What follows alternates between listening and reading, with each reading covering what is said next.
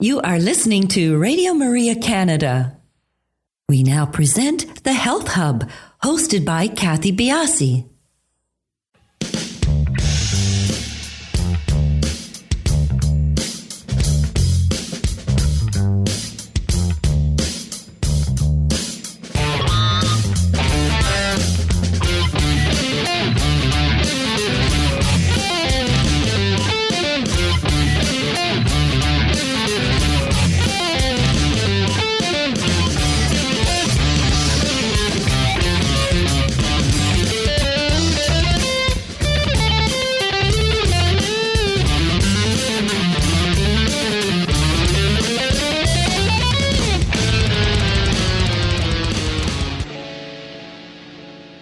Good morning, everyone, and welcome to the Health Hub. I'm Kathy Biasi, your host, and along with our producer, Alex Diaz, we would like to welcome you to our show this morning. Good morning, Alex.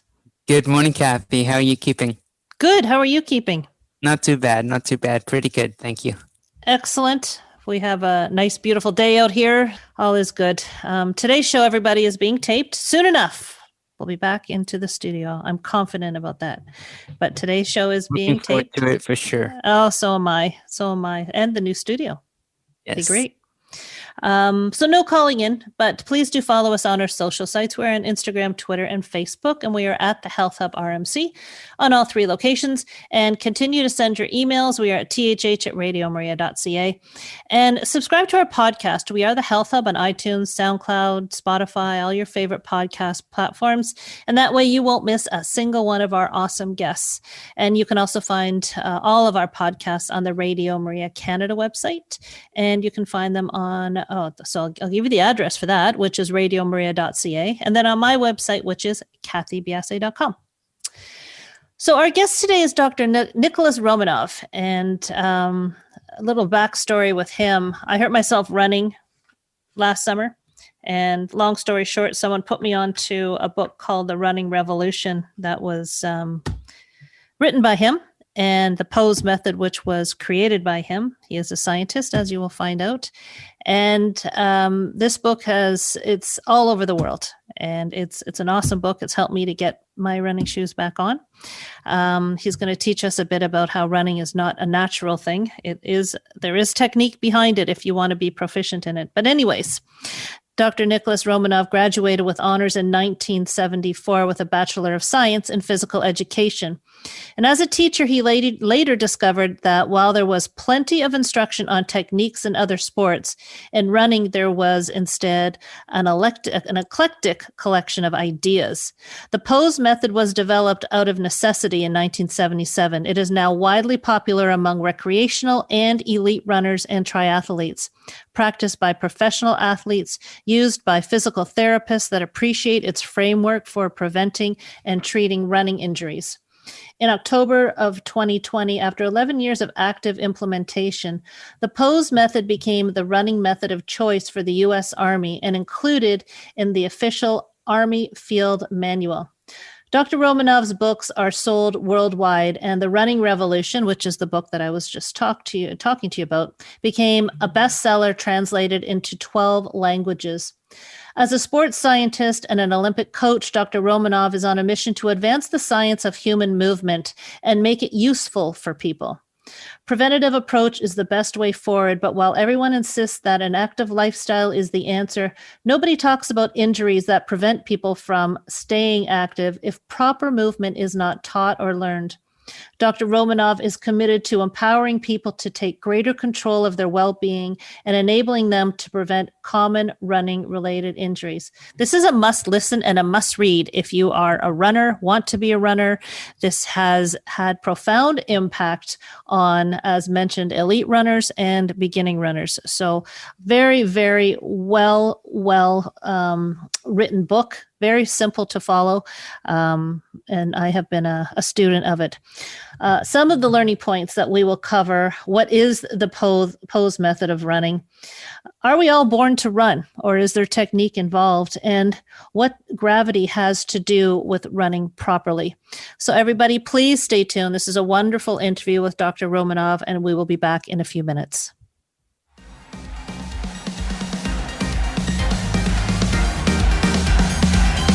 At the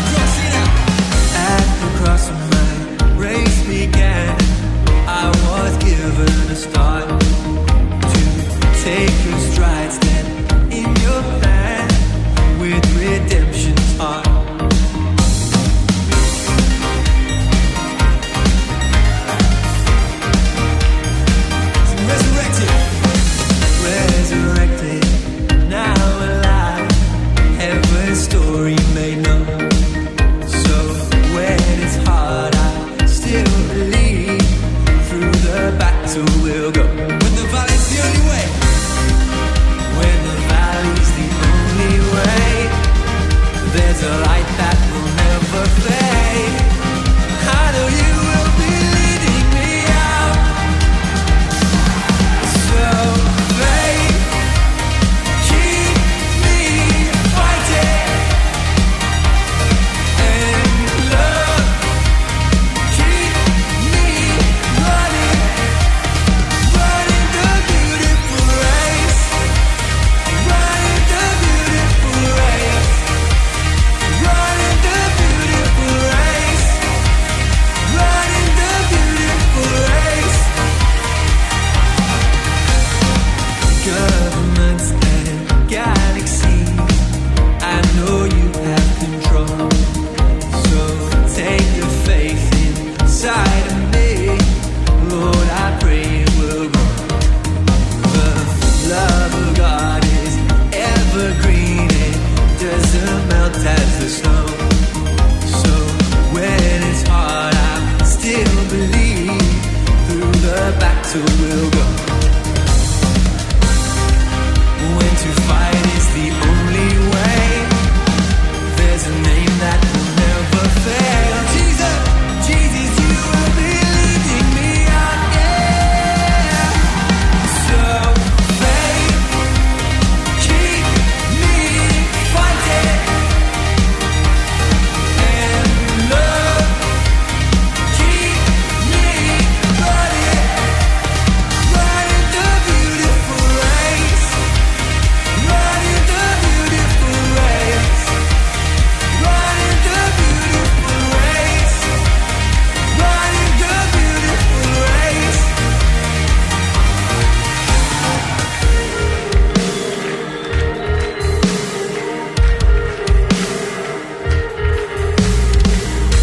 I wanna keep running up to heaven's door.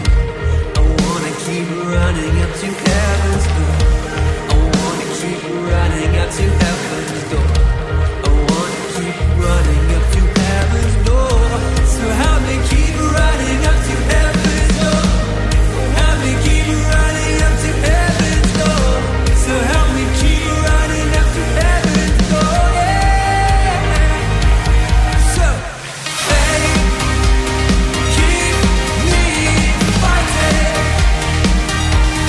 and love, keep me running, running the beautiful race, running the beautiful race, running the beautiful race, running the beautiful race.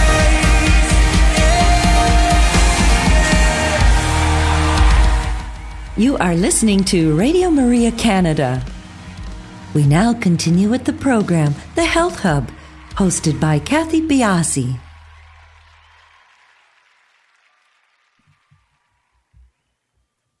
Welcome back, everybody. As mentioned, the show is being taped today, so no opportunity for calling in. Please do follow us on our social sites. We are on Instagram, Twitter, and Facebook, and we are at the Health Hub RMC on all 3 locations. Dr. Romanov, thank you so much for joining us. It's my greatest pleasure having you here. Pleasure is mine. Thank you. So I told you off air, I came upon this book. I was running, I was training, and I had a few issues come up, which sort of put me out of the running space. And I didn't think I'd be running again. And someone told me about your book, and I read it, and I started employing some of the strategies. It was my hip that was the big issue, and I am now running again. I still need to go back and go through the book step by step, which is very easy to follow. But I think, well, let's get into how you started with this. But I'll just off the top of my head, I think probably the most profound thing that I found was that I just thought people ran. I just thought you put on your shoes. It was an easy sport to keep you in shape. Never once dawned on me that there was a technique. And this is the technique that you have developed. So how did you get into, what's the history behind you developing the POSE program? Lovely. The question what you addressed to me, as much is simple, so much is very complicated. Starting point is that I never was myself runner. I mean, I was from track and field. I was high jumper, elite high jumper, and running never crossed my mind as a kind of topic which I would be busy with later on. For the rest of your life. The kind of like that, right? So, because you are from the track and field, you don't pay attention much on running as a kind of a skill requirement event. And because the common sense, what is prevailing in human mind from way back in the history, immemorial, basically, that people think they know how to run. It's a common sense, kind of a face value. Very much the biggest mistake in humans, which they fall into. But reality was exactly with me as well. I did believe that everyone can run and everyone knows how to run. So that kind of foggy, fuzzy vision of running was with me until I got into that action of teaching. I finished my university and I was invited to go back to university as a teacher. I was quite a good student. I finished with only diploma and was an elite athlete. So they thought I would be a good add to coaching and teaching collective in our department. So I came there and started teaching track and field, because this was the subject of teaching, because it's a special faculty of physical culture and sport, and one of the disciplines, it's a track and field, where I was a specialist. Now I'm laughing. And now you are. It's funny how life plays out, isn't it? Right. It's a usual thing with in the youth. People fall into some kind of deceptive state of the mind, and society build up you in exactly this direction. And I start teaching, and I understood what kind of disaster I am falling into. Oh. Because it's usual experience. As a matter of fact, it's not only in sports; it's everywhere. What we are learning in university actually nothing to do with real life. Yeah. Yeah, fake it till you make it, I think is what they say here, right? Right. And I fall into that disaster immediately. And my ignorance become very obviously for myself. And I tried to hide it because it would be a shame to recognize suddenly in front of everyone that you're actually not the guy. Not the guy they thought you were. So you chose running. I'm going to fix the runners. No, that was more even complicated. Running was easy part because it was track and field, and I was teaching a very complicated and technical complexity events like high jumping. No matter that I was a specialist there, I told you I was elite high jumper. Mm-hmm. And hurdles, throwing, like shot put, discus throwing, javelin throwing, pole vault, and so on. You know, it's all technical events. And suddenly you're realizing that actually what you was thinking as something known for you, it's completely darkness. And you have no idea how to teach. And not only that, it's like you don't know what you're teaching actually. Mm-hmm. It was a problem with the movement. Later on, like many years later, I wrote the book whole book. It's called General Movement Theory about all of these things. And running fall into this category as well. Because my disillusional state of the mind was thinking about running kind of the same way. And you start teaching on, and suddenly you're realizing, and you're not only teaching, because I was determined a young gentleman who wanted to go through the science. I was dreaming about my postgraduate studies after university and go to PhD program and so on, and I started. So I was in the process of these studies, and I started picking up literature, all available for me, literature about these events and of teaching them in general. And I started to realize that it's actually incredible depths there, maybe abyss more than depths ever. If you dive there and you don't know, do you have enough breath to get back up? yeah. It was scary and exciting altogether. So I thought how long it will take me to get to the what it's called truth. Completely blurry and unknown thing. Nobody has an answer. I am going to my supervisors in Moscow in my science. I'm asking that, no answer. I'm asking my colleagues, no answer. I'm asking people from the top field of coaching and athletes. They're mumbling something unshaped and undefined. And my feeling of trouble condition start to raise up.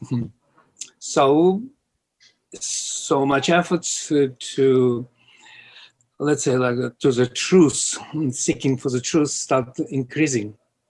And I start studying ballet. Luckily, I had friends, personal friends in the top ballet field, and I could attend to rehearsals and ballet performance. And the question is still there, like, how they are so good in the performance, so beautiful. Then I joined martial arts, not because I wanted to learn how to fight. I grew up as a street boy, so I knew how to fight. But you knew how to defend yourself. Yes, I know. But I found that running is the best defending thing. Anyway. So you're looking at movement as a whole. It's correct. Okay, so movement led down into the running.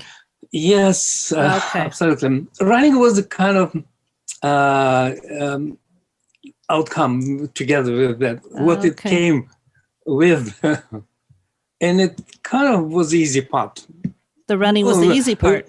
Relatively speaking, of course. Okay. When I studied running field as a scientist, it didn't become so easy for me. And I understood that there are plenty of unknowns to start digging in this direction as well. So I did. So did you find that every movement really can be or needs to be a trained movement? Did you find that there are no naturals in the field of movement? Its illusion exists, and the common sense developed like that.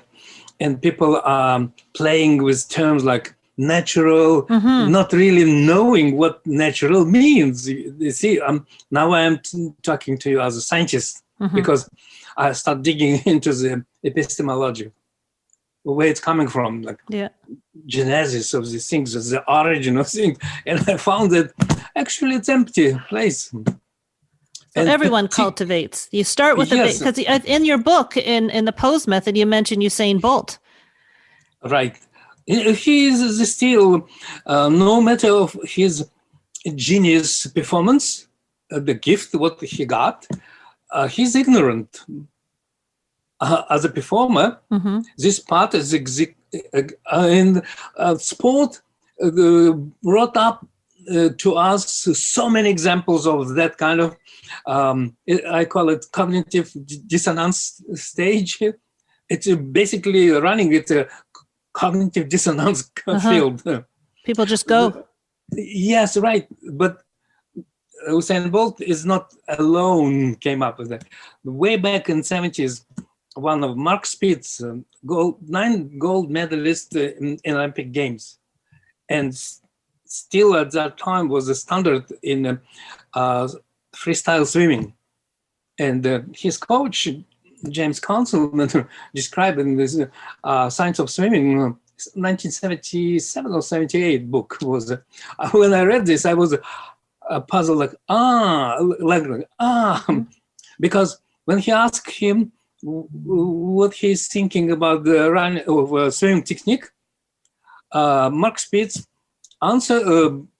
raised hairs in James Councilman's head because he understood that Mark Spitz actually has no idea what he's talking about. So we're talking about an athlete.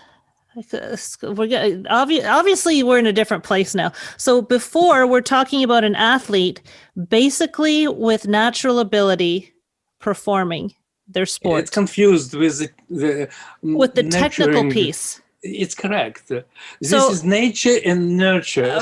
Exactly. So where you start is the nature, and where we are now. Funny, we had a conversation around who's the best athlete, who's the this.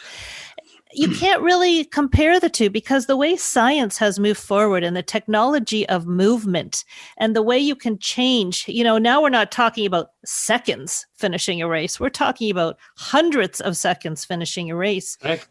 And would you say you're on the pioneer edge of science and how and doing the tweaking involved in educating athletes about their body? Yes, I am. This is what I took that mission in my own hands a long time ago. Because up to now, except post method, running science basically didn't bring anything conclusive for performers, for runners. For example, what scientists would be suggest for the Usain Bolt to improve his performance? None. They're only talking, what is the secret of power of his running? What a question. Dumb question, actually. So are you looking at athletes and what they are doing correctly and incorrectly and coming to a conclusion about them in that sport? Look, you put the question in the right direction, but to talk about correct or not correct, you have to have a standard to measure. Yes. And in running, before post method, was no standard, and still no. Standard, what I developed in post method, is only one single standard in running field, in science and practice. Rest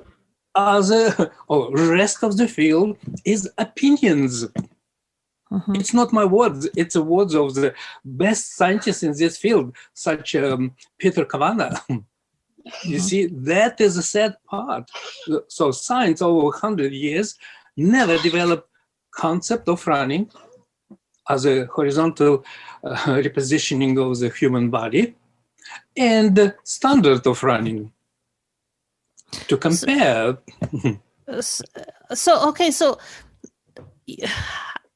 would you say that the pose method is now the standard of running properly? In my mind, yes, as a scientist. Has anybody else done anything similar to this? Not really. The point is that if you're familiar with the work of Thomas Kuhn, is the structure of scientific revolutions, you understand and you are familiar with the term paradigm. Mm-hmm. Okay. And then I would send you back to the 17th century to the Henri Ampère, who described science history in 4 stages. And the first stage is descriptive. The last one is conceptual. Okay. Now, as a scientist, I'm telling you, running is still in the descriptive stage. Okay. This is a problem. In any science, what is moving on and evolving, it's based on conceptual science. I can go with that in physics, in chemistry, anywhere, Oh, for example, Darwin's evolution theory, it's a concept, you see? You start off with a concept and then you have to... It's correct. Yeah. Right. Running never had this concept. No. Well, because you're born, you walk, you fall, you run. It's not something that is taught, It's something correct. that, and so it takes somebody like you to, or the vast number of injuries that I'm sure you saw, to think that there must be something that's not right here. We're going to actually, you know what? I think this is going to be an amazing piece of our conversation about the injuries. So let's just take a quick break here, everybody, and we'll be right back to continue this. Deep in your soul, there is a fire, and it's burning through the rain. Quiet the fear, focus your eyes. Don't you know that you were made to run the race? You've been knocked down, but you're not quite out. You're on the ropes, looking at the crowd. They cheer you on. Can you hear the sound? It's time to rise up and take back the crown. Don't give up, the prize is up ahead. Don't lose hope, this is not the end. You gotta remember, deep in your soul, there is a fire, and it's burning through the rain. Quiet the fear, focus your eyes. Don't you know that you were made to run the race? You were made, you were made, you were made to run the race. Lion high, let 'em hear you roar. Show this world what you're fighting for. Courage comes in the darkest storms. God gives you power and strength to endure. Don't give up, the prize is up ahead. Don't lose hope, this is not the end. You gotta remember, deep in your soul, there is a fire, and it's burning through the rain. Quiet the fear, focus your eyes. Don't you know that you were made to run the race? You were made, you were made, you were made to run the race. You were made, you were made, you were made to run the race. Oh, you were made to run, you were made to run. Oh, you were made to run. Oh, deep in your soul, there is a fire, and it's burning, burning, burning. Quiet the fear, focus your eyes. Don't you know that,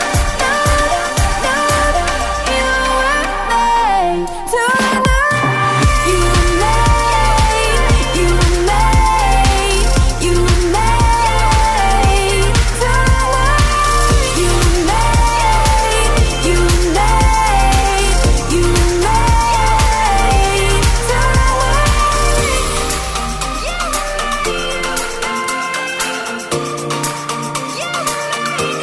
to run the race. You are listening to The Health Hub here on Radio Maria Canada, a Catholic voice wherever you are. To contact us and be a part of the show, email thh@radiomaria.ca. We now continue with the program. Here once again is your host, Kathy Biasi. Welcome back, everybody. We're having a conversation here with Dr. Nicolas Romanov. Great conversation. It's, as I was saying off air, it's going in a completely broader area than I was thinking, which is amazing to me. Let's get into the topic, and which is close to my heart, is injuries and running, and how what you have done has served to eliminate or prevent a lot of injuries within the field of running. Actually, it's a hot topic. Mm-hmm. It's still, origin of this topic raised up together with the running boom in 70s. It's suddenly millions of people start running. And obviously they run to the disaster. Because when you have in your mind only shoes put on and just enjoy your ride, it's a bad idea. It's the same thing to say someone who never drive a car, and you give a key to the driver and telling, okay, this is a key, just enjoy your riding. Driving. Hope you make it back safely. Well, nobody talk about this except police. That's why you're going through the schools of driving schools. You see? Exactly. Because everybody understands that driving is quite a dangerous matter. And if you don't put people's mind in the performing by the rules, then you will be very close to the closest corner to the disaster. But there were no rules back then. Yes, right. And in fact, what came out of it in my mind was there was a large group of health professionals that said, do not run. Running is not healthy for you. It's bad on the joints. It's bad on the hips. And then it kind of went out of vogue for a little bit.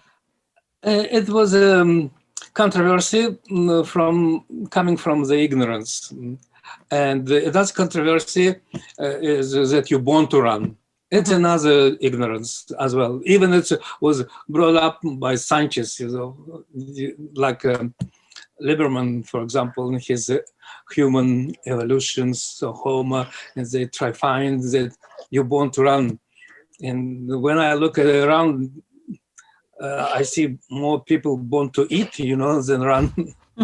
And now, just a recent article of the same Professor Lieberman is coming to the conclusion that actually people are born to sit more than it's safe. He brought up this article. You see, it's a controversy as well. What he's trying to say, I don't know yet, but it's conflict of his own mind. It's called cognitive dissonance. When he's telling that from one side that we're born to run, and from another side, he's telling, actually, it's better to sit down and enjoy your life. That's a whole other controversy. A whole other topic is the sitting. Right. How does what you do prevent, or how does what you teach, the method of your teaching, differ from sort of what normal people do, like myself? How does it work to prevent injury? I was taught to land on the heel. You're teaching to drive from the front of the foot. And after only a few times of trying, well, first of all, my calves were on fire when I first started doing this. But slowly but surely, my hip issues went away. How did you notice that was a big part of the problem? Usually, when I hear kind of that statement what you brought up right now, I'm joking about this, something like that. When you get married, first 50 years, it's difficult. Then it will be easier. Honestly, my calves, I couldn't walk after the first 2 runs. My runners do not have this problem. That problem, what you are faced is lack of teaching skill or self-teaching skills, not the lack of method or lack of proper running. You see, Chinese, ancient Chinese philosopher Chuang-Tzu told, pain is the penalty for violating principle of nature. Ah. You see, it was said 600 BC. It's still the same problem we're facing. So no pushing through the pain. Just do it right. Right, but it's a secondary part of the problem. The first part is what you are learning and how you're teaching yourself in this case, what the stages are and what standards they're using to be sure that you are doing the right thing, that kind of things. That problem, what you're facing, people facing in the tremendous amount of examples, and only because they perceive wrong way or perceive wrong thing. Because in pose method, we're not emphasizing any 4-foot thing. So what are you emphasizing in the pose method? Teach me to run. Okay, pose method, you see concept and elements. And the main thing, what you have to understand, the mechanics of how you move forward. And before pose method, it basically was unknown. That is a problem. Okay, how you move forward? The very simple question, what was always, but always was ignored. It was hidden, camouflaged by another problem, which I call wrong paradigm. It's called push-off paradigm. By thinking that we are moving by muscular efforts. It's one of the most deceptive things what happen in running, and not only in running, in any movement. So we're not supposed to push. You can't even. Well, one of the exercises in your book is actually you're falling forward. It's correct, right? That is exactly the point what you are right now bringing up. That we are moving by falling forward. Basically, in mechanical sense, it's a transferring vertical movement as a free falling of gravity. Gravity comes up to us in two only senses, kind of. It's a free falling, and second one is body weight. So it's a potential energy and kinetic energy. So us as runners, I'll just use myself because I can't speak for anybody else. I'm using way too much energy trying to run. Not energy, efforts. Energy. Too much later. effort. Yes. You see, when you're describing good running, like elite runner, what your words and terms, what you're addressing to that running and how you describe it, call me. Just go ahead and tell me.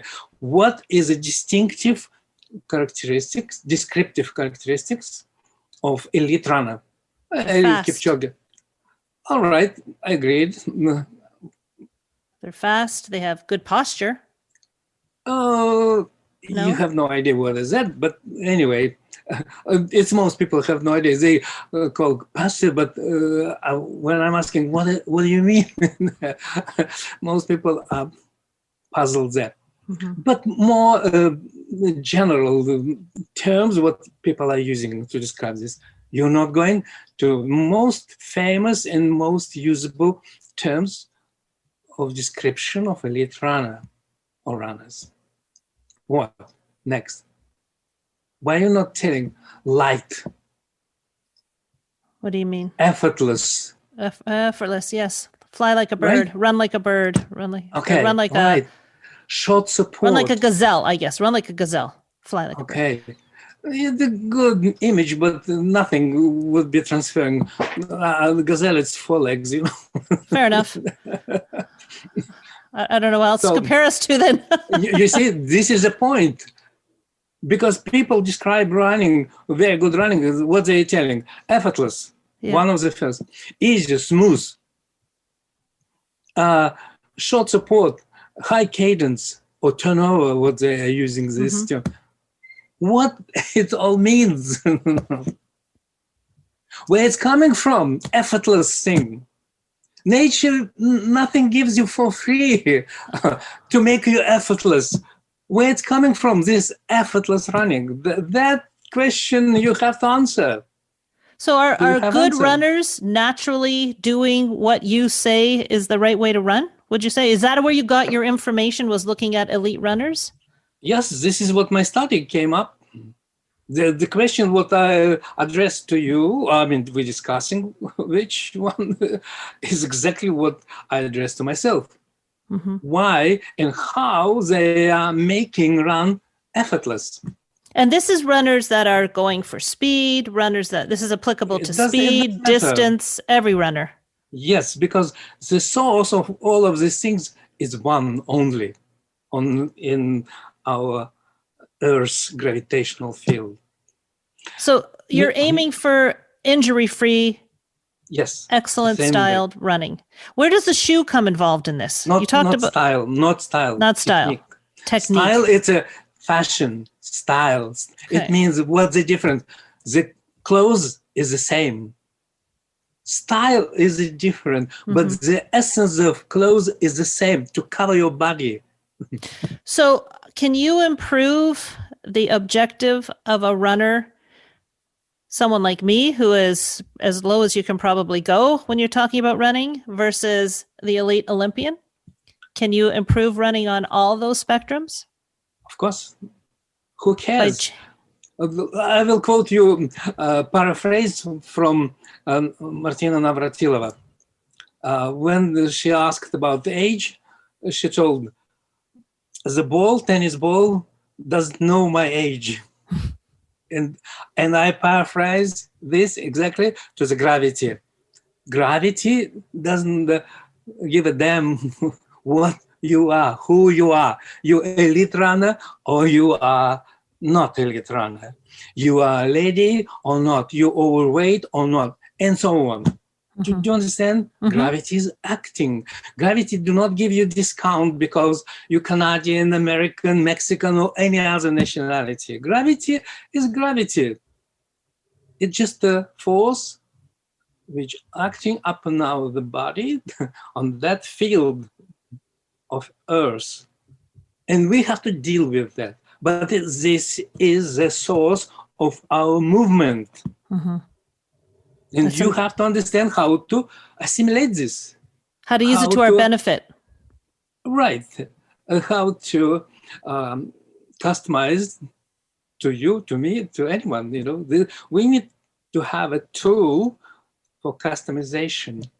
And so that's why consuming your book or online, it's the same principles for everybody. And that's why your book has been so profoundly popular, because you don't have to adjust it. It's a technique of running that's applicable across the masses. Of course. It's amazing. Why gravity should be giving something different for elite runner from Kenya compare with you or with me? Did you find in working with people that were very good runners that they had a hard time grasping this change? Yes, of course. They did. It's not only with elite runners, but with many runners who have big experience and kind of they consider successful. Means was improvement there, some level of success. It's a typical misleading that what performance is and the quality of performances. And how long do you think that turnover took? What do you mean? How long did it take if you were working with an athlete and you're trying to change his technique, show him how to do the pose method of running? How long do you think it would take, generally speaking, for him or her to grasp it? No general thinking. This is what problem completely individual. You know? It is. It's a background. What your students coming to me. I had elite athletes whom I work with, like in British team, for example. One gentleman who came to me in 1999, in 3 days, I changed completely his technique. He was a junior champion, and but in not fit Olympic performance standard. I changed his technique half a year. He improved his almost 2 minutes in 10K, and he became member of the Olympic team. 3 days, and he changed completely. The other from the same British team, lady who came with tremendous amount of injuries to me, and she was on the verge of completely finish her career if she wouldn't make running safe for her. And her coach approached me because I was a national team coach as well. And whole year I was working with her to change this. Whole year, you understand? But at the end of this year, it was fruitful. She won championship, world championship, and improved her 10K time, 3 minutes or 4 minutes, something like that. So it was a tremendous change. And then 20 years, no injuries. And we can all do this. I've got the book right in my left hand here, and it's very easy to go through. It's exercises, it's techniques, lots of support on the internet. I was Googling lots and lots of support on the internet. It's wonderful. And how many, this is the revolution of running, the pose technique. How many reprints has this had? Oh, it's already quite few. Yeah, and then not only like reprints, we published this book in 14 countries, in 14 languages. Amazing. So that kind of very good sign. And it's stable selling goes on. It's profound in its simplicity in some ways. It was difficult part, simplicity. Yes, but it does take, like I said, when I started doing it, my calves were on fire, and still trying to get through that push thing where it's not really a push thing, but a wonderful book, and congratulations on how you have really changed the whole field of running and movement. It's brought me back from not being able to run, even though I'm still not doing it correctly. It is a work in progress. And I thank you so much for joining us. I know you're an extremely busy person, and as the popularity of this book and of yourself, I know it's time consuming to take time to do these interviews. So I really do appreciate you coming on our show today. You are very welcome, and thank you for inviting me. It's a good opportunity to appeal to some people who never were into the mindset of changing something in their technique. Maybe we will encourage them to change the mind, and save them. And for people that did run, and for that idea that running is bad for them, maybe a second chance is worth the while. It really is. It's a great easy. It's not easy, but it's outside. It's available to us, and this makes it very, very accessible to everybody. So thank you for that, and thank you for joining us.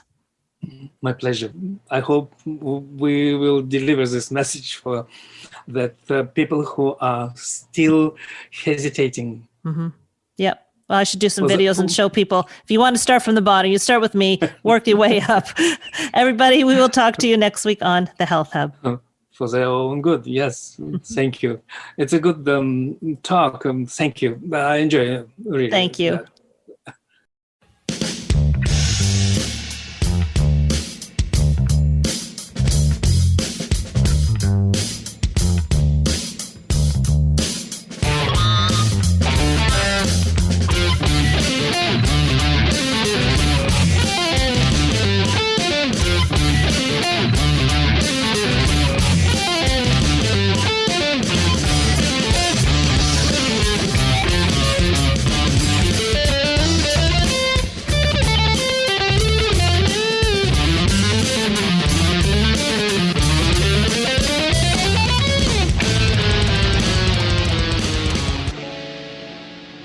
You have been listening to The Health Hub, hosted by